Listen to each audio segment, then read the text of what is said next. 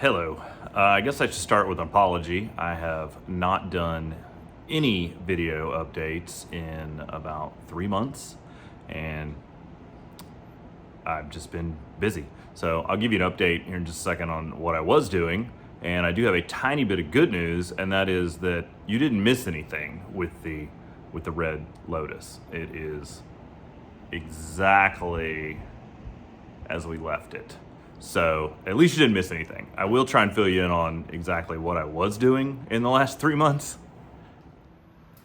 One thing I did do while I had a moment of downtime is I used some of this self-adhesive fake suede that you can buy on eBay. It comes from Korea. You can see it's made in Korea. And I recovered the steering column. So this is the piece that goes over the turn signal switches and stuff. It's a little linty right now because it's been sitting around my shop for 2 months. But I peeled off all the old leather that was dried and gross, and underneath it's just fiberglass. So this stuff sticks pretty well and it's pretty stretchy. So I may need to throw a little bit of extra glue down there to get that to stick a little better. But I think once it's installed, that's not even gonna be visible. So this is not getting installed anytime soon because the rest of the interior is still a complete and total disaster, needs to be removed and stripped. I do have a seat sitting in the car right now that's actually the original seat that was recovered very poorly, but it's the original seat out of the yellow car, and I have aftermarket seats in that one. So we eventually will get some seats for this car. I was going to say the correct seats, and what happened is a nice viewer from Norway had a pair of seats, and I bought them, and he sent them to me, and one of them showed up just fine, and USPS lost the other one somewhere in Chicago. So I've got one seat. So if anybody happens to have a very dark gray or black seat for an 88 Esprit that they have an extra of, please let me know in the comments. So towards the end of May, we had a national level Toyota MR2 meet, and I'm located here in Texas, and we had owners come in from the Northeast, the Northwest, all over Texas, the Southeast. So we had quite a few owners come in, and since I own a business that specializes in Toyota MR2s, I certainly needed to have my Toyota MR2 at the event. So this is my 91 MR2, and we took it down, did the drag event on the first day, and we actually won the event. We ran a 10.9 at 133 miles an hour, and that's what the car turned way down. I didn't trailer it down, I drove it down, I drove it home. We drove it to the dyno event the next day, which was at HES Racing, and I did turn it up a little bit to cover anybody that might beat my dyno at that event.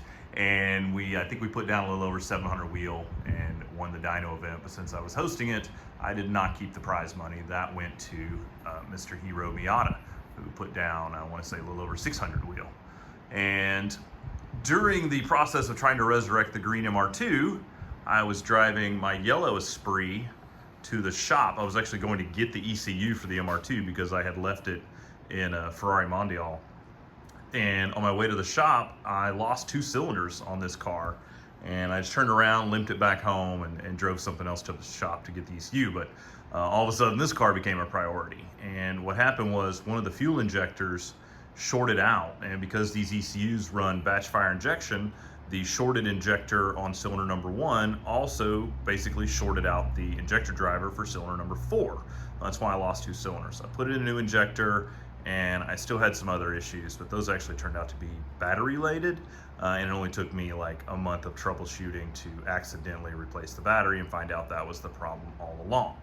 So those are the 2 I've played with the most. I actually picked up a Norwood twin turbo Ferrari 308 that hopefully will be in an upcoming video. But today we're gonna get back on the 1988 Lotus Esprit. And when we last had it, it was running okay.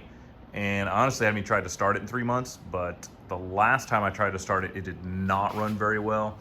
And what I think has happened is some of the rust from the gas tank has started to clog up the fuel filter. But I did put in a pretty substantial pre-filter. So we're gonna jack up one side of the car, let most of the fuel from the passenger side tank run over to the driver's side tank, and then we're gonna undo that pre-filter and see if we can clean that thing out. Before I do that, I think I am going to try and start the car and actually monitor fuel flow, because I still have the return line run externally for that exact reason. It allows me to verify fuel flow from the fuel pump. So what I'm going to do is jumper the fuel pump and see what kind of flow we're getting out of that return line.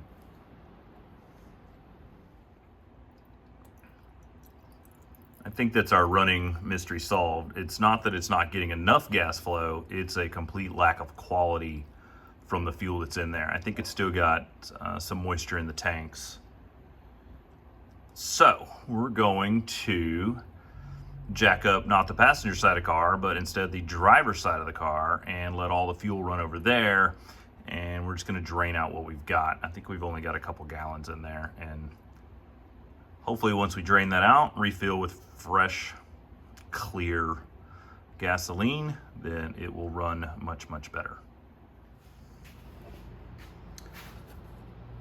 So we've got the driver's side of the car jacked up. I jacked up the front slightly more than the rear because the pickup for the fuel tank is at the back of the tank.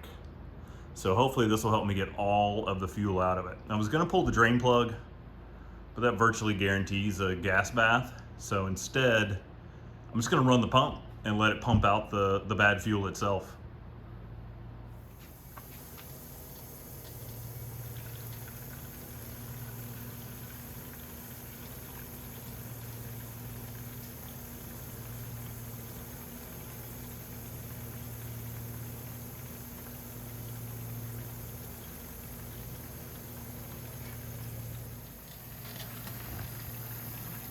We're starting to get near the end. Every now and then you can hear the pump pick up a little bit of air, and you'll see the hose kind of convulse as it has air go through it.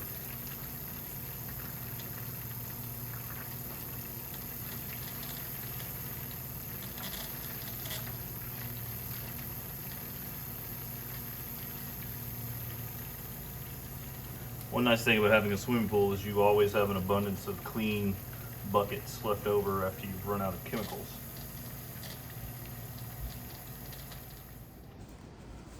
So it's been about a week, and I didn't update or actually finish the video last week because honestly I was a little emotionally distraught with what I think I have come up with. So if I put fresh fuel in the car runs pretty good for a short period of time, and then it gets worse and worse. And what I think has happened is the car was not stored with an empty gas tank at all. In fact, there was some unknown amount of fuel left in the gas tanks. And that, I assume, evaporated or disappeared, but left a lot of varnish or something disgusting behind. Or it's possible there's even like a large chunk of solid mass in the fuel tank. And so every time I put gas in the tank, it works for a little while, but then that gas starts to dissolve whatever varnish or junk or particle, whatever is left from the old gas that disappeared 20 plus years ago, and it just ruins any new gas I put in it. And so I've come to the conclusion that the only right way to do this is to pull the gas tanks. And you guys have all been bugging me about, be sure you do the timing belt, which I'm very aware of, and be sure you change all the fluids, I'm also very aware of. But anyway, I'm struggling emotionally with what I realize I have to do now, and that is I need to pull the motor, because that's really the best way to get the gas tanks out of these cars, is with the motor out of the way. So that's what we're going to embark on today. Instead of videoing the whole process, I think what I'm going to do is just kind of give you a brief overview of what I'm going to try and get done today, and then I'll grab a couple of still pictures or short videos to update you as I go along the way. I've got the car kind of situated in what's really a better storage location than a servicing location, but I think I can do quite a bit of the engine work here, and I've actually got excellent lighting in this position. So first thing we're going to do is disconnect the harness stuff that's on the other side of this fuse and relay box, and then that'll allow us to pull out the floor again. And I'm already wishy-washy and changed my mind about that, because when the floor is out, it's less comfortable to sit in the back of the car. So instead of starting with the floor, I think I'm actually going to start in the engine bay and start with disconnecting the throttle cable and the fuel lines, as well as the fuel injection airflow assembly once again and drain the coolant possibly, although that needs to be done from below, and I don't know if I can get under the car in this position. So we're just gonna kind of play things by ear. I'm gonna call that it for the day. I want to show you guys what I got done. We removed the CIS injection airflow meter assembly, and I got the AC lines disconnected. The oil cooler lines are still giving me a little bit of trouble, but I think if I pull off the oil filter, the little adapter just slides off and I don't have to deal with the line fitting. So I think that'll go back together just fine. We got the turbo exhaust pipes off, turbo hose is off, the electrical connections are off, throttle cable is off, O2 sensor is disconnected. So most of the upper stuff is done. I need to do something with this water pipe. I just didn't feel like draining and getting wet. And also that vacuum hose right on top of the water pipe there.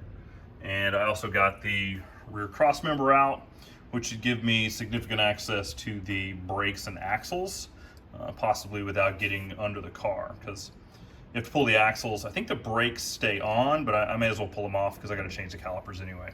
So before I let you go, I wanted to show you one little Lotus, let's call it character. These are the bolts for the cross member, and this is exactly how I took them out. These are definitely hand-built cars because look how this went. So from left to right, the left bolt is arguably correct. It has a washer on the bolt and a washer by the nut. And this is exactly how I took them out of the car. So the next one has 2 washers by the nut. The next one had 3 washers, 2 were by the nut, 1 was on the bolt. And the last one only had 1 washer, which was only by the bolt and none by the nut.